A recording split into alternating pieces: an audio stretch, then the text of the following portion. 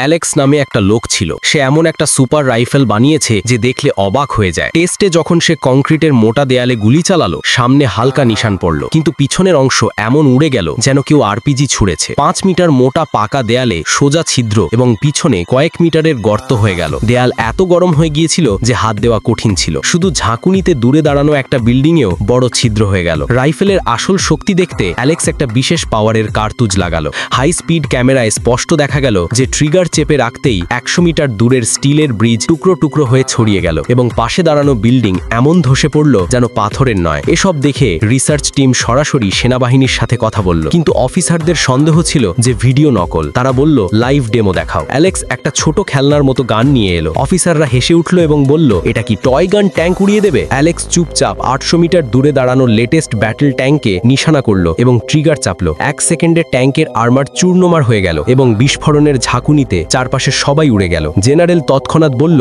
যা দাম চাইবে দেব। অ্যালেক্স বলল, $1 বিলিয়ন।